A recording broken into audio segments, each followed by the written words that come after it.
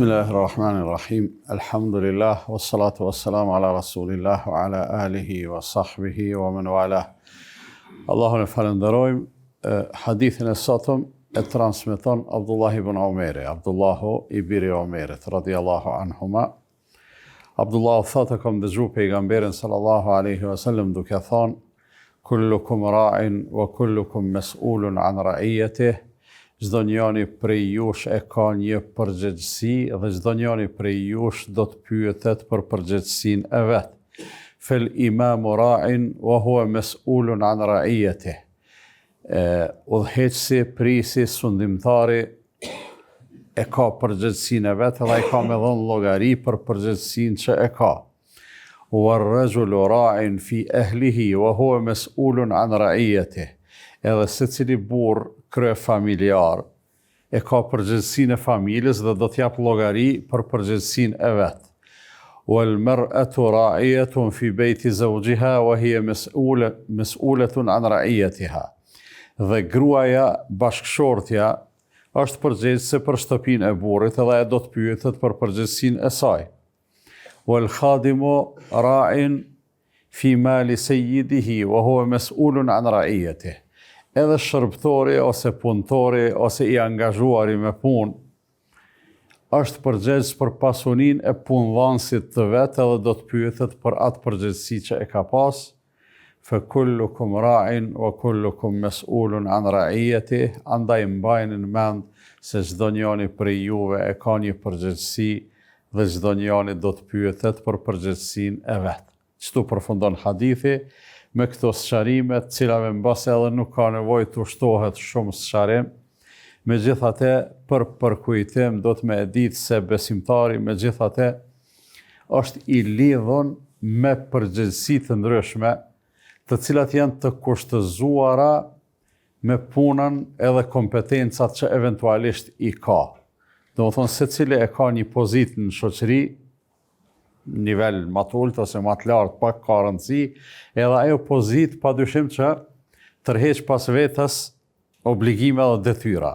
Edhe për ato obligime, për ato detyra, njeriu gjithsesi ka me dhënë llogari para Allahut fuqiplot, për arsye se llogaria që përmendet këtu në këtë hadith ka të bëjë me llogarinë para Allahut, pasi që domethënë raportet kontraktuale mes njerëzve i kanë pastaj ato llogari dhënjet e veta. Gjithsesi duke vlejtë ai rregulli që Allahu i madhruar e ka parapa, që njeriu obligohet edhe detyrohet vetëm me ato që ka mundësi e kurse si për te mundësive të veta.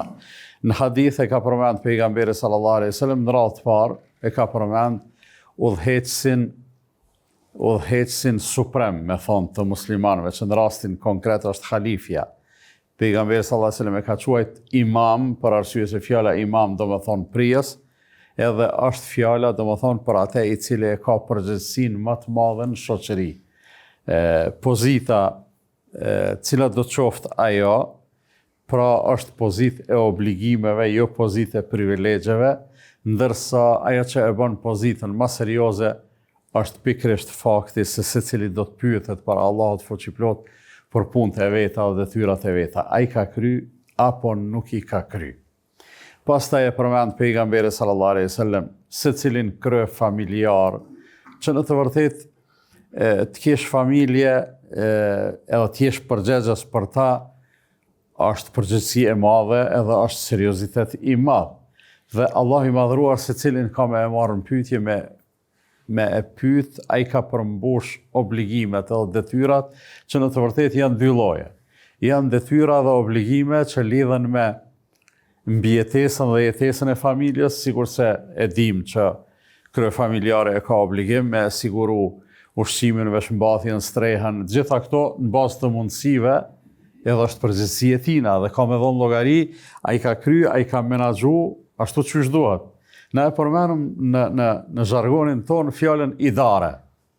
Thonë, ai ka siguru idaren e familjes. A e dini që fjala idare do me thonë menaxhem. Fjala idare që e përmenëm na, do me thonë menaxhem. Kështu që kur flitet për kryefamiljarin që thot a e ka bo idarën e familjes, nuk është thjesht veç me i siguru disa kushte materiale të mbijetesës, po ato edhe me i menaxhu mirë, po përveç kësaj me menaxhu edhe familjen edhe në aspektet e edukimit, në aspektin shpirtëror, në aspektin e besimit edhe fetar, në mënyrë që familja me jetu edhe me mbijetu që është mas miri edhe për dunja edhe për ahiret. Pastaj e veçan pejgamberi sallallahu alaihi wasallam gruan bashkëshorten, e cila megjithatë është një lloj menaxheri i brendshëm i familjes, nuk e ka obligim me e siguru atë idarën materiale, mirë po e ka obligim ajo pastaj me e menaxhu në kuptimin e brendshëm edhe me e ekzekutu ashtu që është mas miri, gjithsesi duke u kujdes me përgjegjësi edhe seriozitet për pasunin dhe shtëpin e burrit të saj edhe për familjen e saj njëkohësisht.